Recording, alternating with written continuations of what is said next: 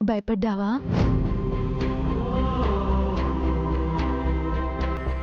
Daddy అరిచారని బాధపడుతున్నావా?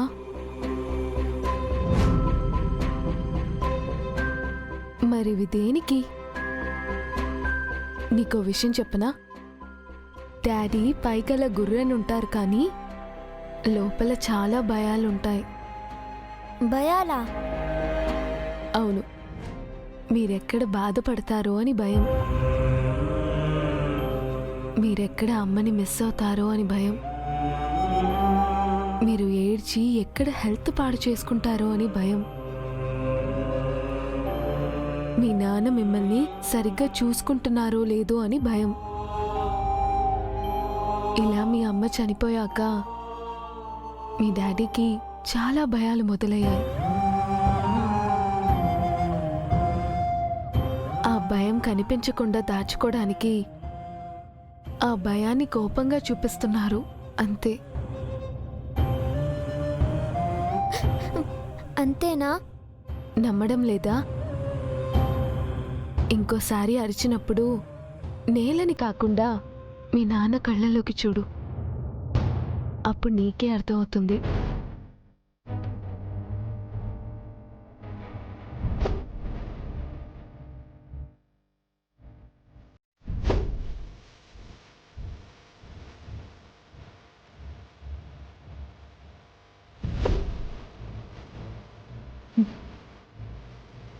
Thank you so much miss అమ్మ. ధైర్యంగా ఉంటాను.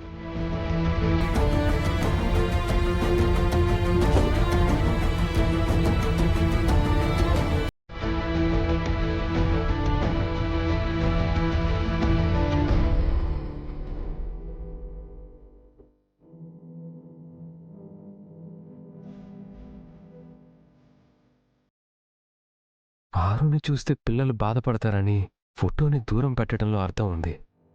కానీ రామ్మూర్తి గారికి ఆరునే తన కన్న కూతురని తెలిసాక ఆయన చాలా వేదన పడుంటారు. ఆయనకి కూతురు లేని లోటుని ఎలాగో తీర్చలేం. కనీసం కూతురిని కళ్ళారా చూసుకునేలా అయినా చెయ్యాలి.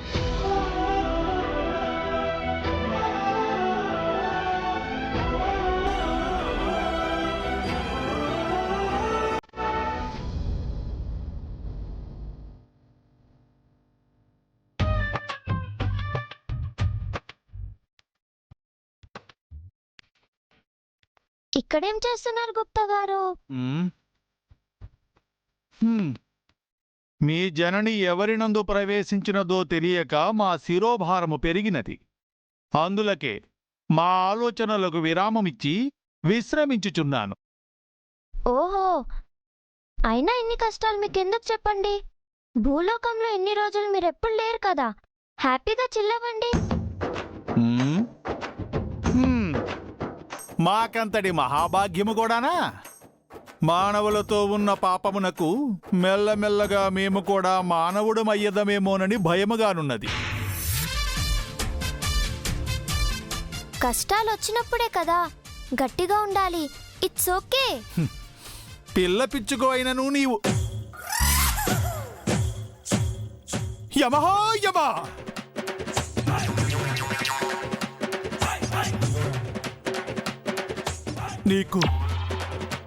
నీకు మేము కనిపించుచున్నామా? నిక్షేపంగా కనిపిస్తున్నారు. ఎటులా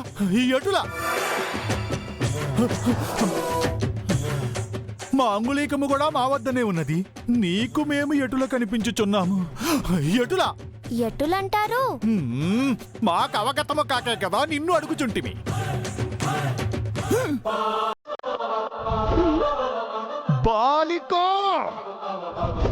బాలిక is back.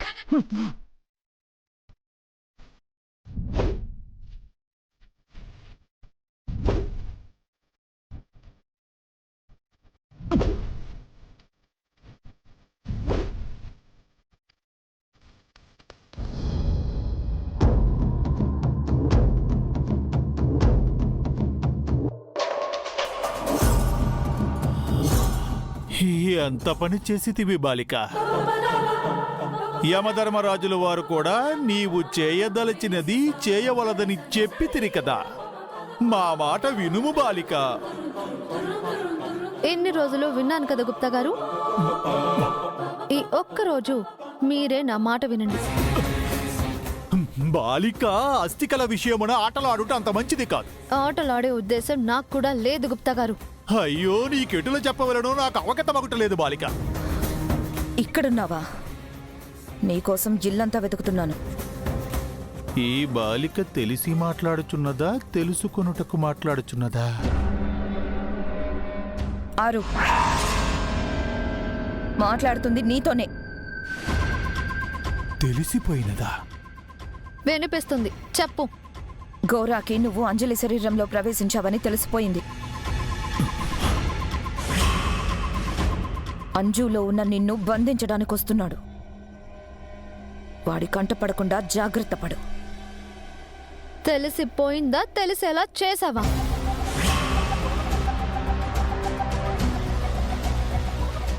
ఏంటలా చూస్తున్నావు? ఇక్కడ జరిగిన విషయం ఇక్కడ లేని ఎక్కడో ఉన్న ఘోరాకి ఎలా తెలిసింది అంటే ఇక్కడ నుంచి ఎవరో ఫోన్ చేసి చెప్పుండాలి కదా. ఎంత తెలివైన ఆలోచన చేసితివి బాలిక. మాట్లాడాలి అని వచ్చి సైలెంట్గా ఉంటావేంటి మనో? మాట్లాడు. అంటే అంటే ఏంటి? నేను చెప్పానని అంటున్నావా? నువ్వే అంటున్నావు. ఏ, వాడు మంత్రాలు తంత్రాలు చేసేవాడు. ఏం మాయ చేసి కనుక్కున్నాడో నాకేం తెలుసు? పోనీలే పాపం అని తెలిసింది చెప్పాను. జాగ్రత్తగా ఉంటే ఉండు, లేదంటే లేదు. నాకేంటి? నన్ను చూసి జాలి పడే స్టేజ్లో నువ్వు లేవు మనోహరి. నీకు అది ఇంకా పూర్తిగా అర్థం కావడం లేదు. ఘోరా నుంచి ఎలా తప్పించుకోవాలో నేను చూసుకుంటాను.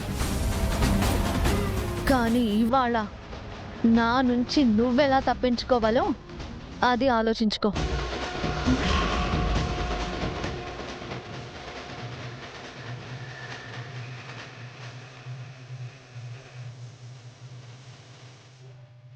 అంజు, వస్తున్నానమ్ము. నటనా కౌశల్యము.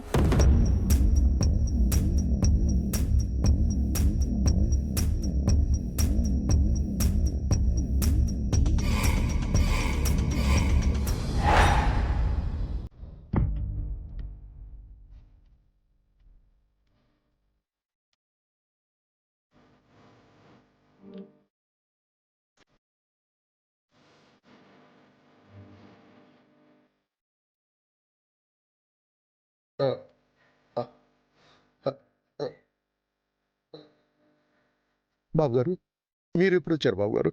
రండి, కూర్చోండి బాబు గారు. పర్వాలేదండి. ఇది మీకు ఇవ్వడానికి వచ్చాను. ఏంటి బాబు గారు ఇది? చూడండి, మీకే అర్థం అవుతుంది.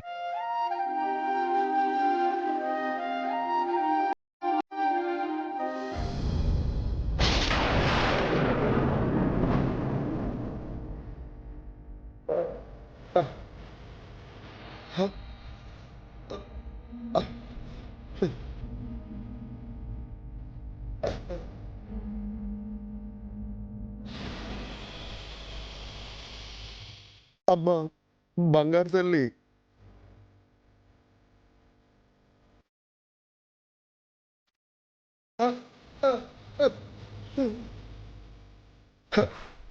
చాలా సంతోషం బాబు, చాలా సంతోషం. నా కూతుర్ని ఇలాగైనా చూసుకునే భాగ్యాన్ని నాకు కల్పించారు. ఆరు నా ఇంటి దేవత. ఆరు చనిపోయిన తరువాత ఆరుకి సంబంధించిన ఏ వస్తువు కనిపించినా పిల్లలు నార్మల్గా ఉండలేకపోతున్నారు.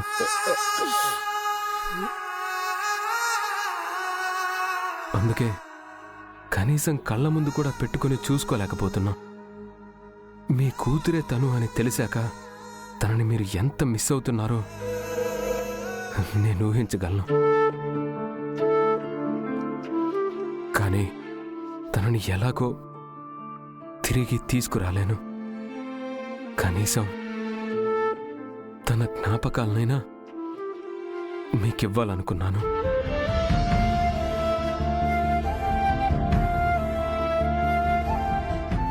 అందుకే తీసుకొచ్చాను. బాబు కొంచెం కాఫీ అయినా తీసుకుని వెళ్ళండి. పర్లేదండి, వస్తాను.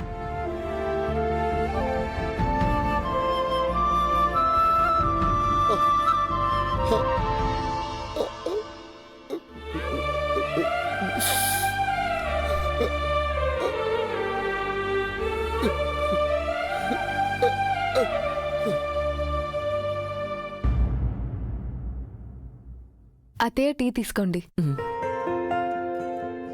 మావయ్య ఏరత్తయ్య? ఏదో ఫోన్ వస్తే బయటికి వెళ్ళినట్టున్నారమ్మా. సరే నేను వెళ్ళి చూస్తా. పిల్లలు హోంవర్క్ అయిపోయిందా? మాదైతే అయిపోయింది మిస్ అమ్మా. ఆ, తాతయ్య బయటకు వచ్చారా? ఆహా మేము చూడలేదు మిస్. మేము చూడలేదు మిస్ అమ్మా. మావయ్య ఎక్కడికి వెళ్ళుంటారు? అయ్యో డాడీ వచ్చేసారు, పదండి. డాడీ, పిల్లలు జాగ్రత్త. అరే ఏంట్రా అల్లరి? డాడీ వస్తున్నారు తాతయ్య. టీ తీసుకుని బయట నిల్చున్నావేంటి? అంటే మావయ్య బయటికి వచ్చారంటేను టీ ఇద్దామని వచ్చాను. ఇక్కడ లేరు కదా. టీ తాగుతారా? ఎందుకండి ఎప్పుడు చూసినా అలా కోపంగా ఉంటారు? మీ కోపం వల్ల పిల్లలు ఎంత డిస్టర్బ్ అవుతున్నారో చూసారా? ఆ కోపంతోనే అంజు పాప మీద అరిచేశారు. మీరు లాస్ట్ టైం ఏమన్నారు నాతో? వీక్లీ పిల్లల్ని తీసుకొని ఔటింగ్కి కానీ ఇంట్లో అందరం కూర్చొని మాట్లాడుకుందామని చెప్పారు కదా. ఇంతలోనే అరిచేశారు మళ్ళీ. అలా పిల్లల్ని అరవకూడదండి.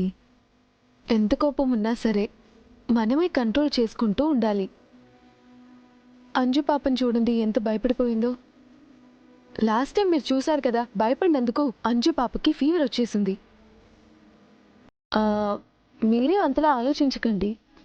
అంజు పాపతో మాట్లాడి మొత్తం సెట్ చేసేసాను.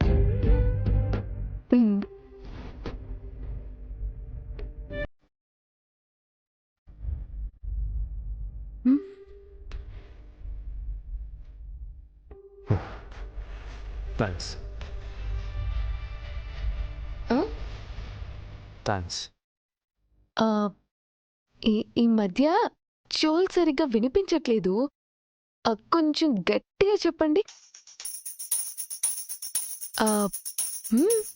చెప్పండి.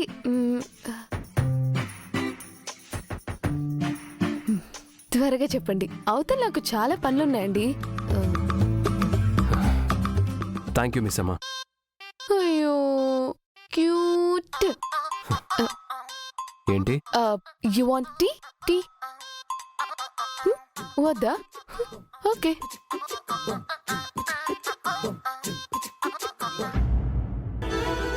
మావయ్య మీకోసం టీ తీసుకొస్తే మీరు ఎక్కడికి వెళ్ళిపోయారు? నేనెక్కడికి వెళ్ళానమ్మా, రూమ్ లోనే ఉన్నాను. సరే ఇవ్వు, తాగుతాను. లేదులే మావయ్య, చల్లారిపోయింది. ఇంకోటి తీసుకొస్తాను.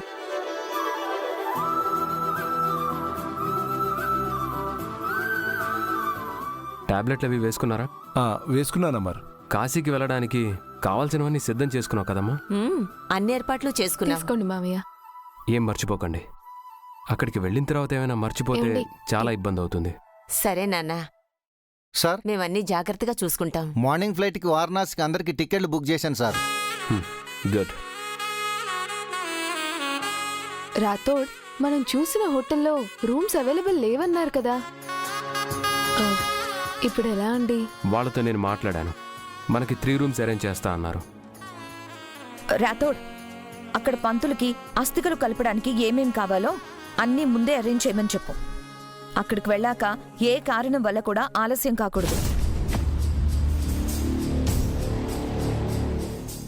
అదేంటి మనోహరి, ఎలాగైనా అస్థికలు కలిపి తీరాల్సిందే అన్నట్టు మాట్లాడుతున్నావు? అవును మనోహరి, అస్థికలు కలిపే విషయంలో ముందు నుంచి నువ్వు ఎక్కువ ఉత్సాహం చూపిస్తున్నట్టు అనిపిస్తుంది. అంటే ఆరుకి పట్టింపులు ఎక్కువ అని మీకు కూడా తెలుసు కదా, అందుకే ఏ లోటు జరగకూడదని అలా చెప్పాను. మీకు ఆ భయమేం అక్కర్లేదు మనోహర్ గారు. నేను అన్నీ మాట్లాడి పెట్టాను. మనం అక్కడికి వెళ్ళి అస్థికలు కలపటం ఒక్కటే మిగిలింది.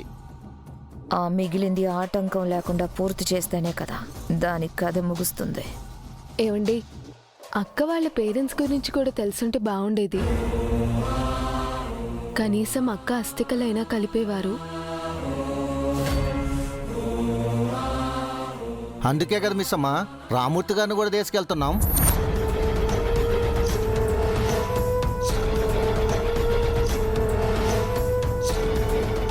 ఏమన్నావు రాతోడ్? రాతోడ్, ఆ, మిస్సమ్మ 6 తల్లిదండ్రుల గురించి మాట్లాడుతుంటే నువ్వేంటి మిస్సమ్మ నాన్నగారి గురించి మాట్లాడుతున్నావు? ఆ, అంటే సార్ అది చెప్పు రాతోడ్. అంటే మిస్ అమ్మ అది మిస్సమ్మా, అంటే అది మీ నాన్న ఆరుని కూడా తన పెద్ద కూతురు లాంటిదే అని చెప్పారు కదా. ఇన్ఫ్యాక్ట్ తన పెద్ద కూతురే అనుకుంటా అని చాలాసార్లు అన్నారు కదా. అందుకే రాతోడు అలా అన్నాడు. అవునవును, అంతే మిస్ అమ్మ, అంతే. డాడ్, అమ్మ ఫ్రెండ్ని కూడా తీసుకెళ్దామా? అమ్మ చాలా హ్యాపీగా ఫీల్ అవుతుంది. నేను కాకుండా మీ అమ్మకి ఫ్రెండ్ ఇంకెవరున్నారమ్మో? ఆర్జే ఉన్నారు కదా.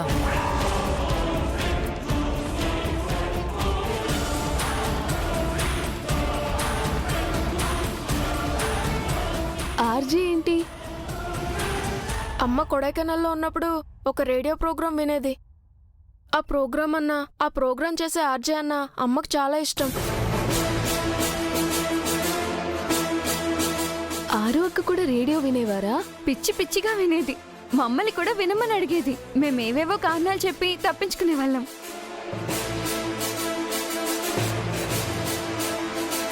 డాడ్, అమ్మ ఆర్జే వాయిస్ వింటున్నంతసేపు మొహంలో స్మైల్ ఉండేది. మీ అమ్మ ఏ ప్రోగ్రాం వినేది? నేను కూడా ఆర్జేనే కదా. నా ప్రోగ్రాం ఏమైనా వినేవారా? అసలే మనకి కొడైకెనాల్లో చాలా మంచి ఫ్యాన్స్ ఉన్నారు. ఆ ప్రోగ్రాం పేరేంటంటే? ఒకటేది లేదు మిస్సమ్మా, రోజు ఎప్పుడు టైం దొరికినా రేడియో వింటూ ఉండేది.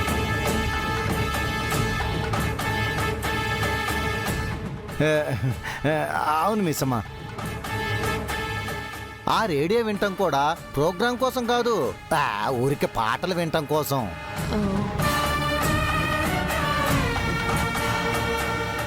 అయినా ఏంటి రేడియోలో పెద్ద నీ ప్రోగ్రాములు తప్ప వేరే ప్రోగ్రాంలే లేనట్టు మాట్లాడుతున్నావు? ఆరు వినేది నీ ప్రోగ్రాం అయితే కాదులే. డాడ్, అమ్మ ఏదో ఒక ప్రోగ్రాం వినడం ఏంటి? రోజు ఒకటే కదా వినేది.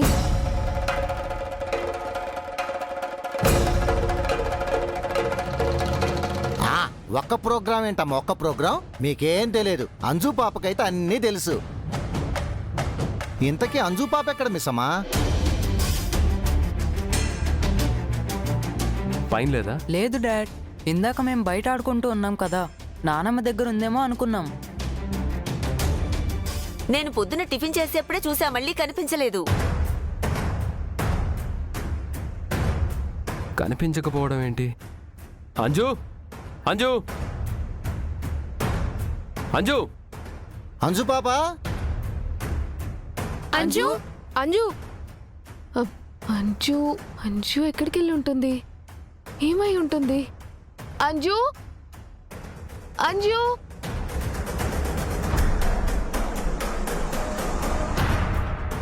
ఏంటండి ఇది? ఏమండి, అంజు ఎక్కడికి వెళ్ళి ఉంటుందండి? పదండి చూద్దాం, పదండి.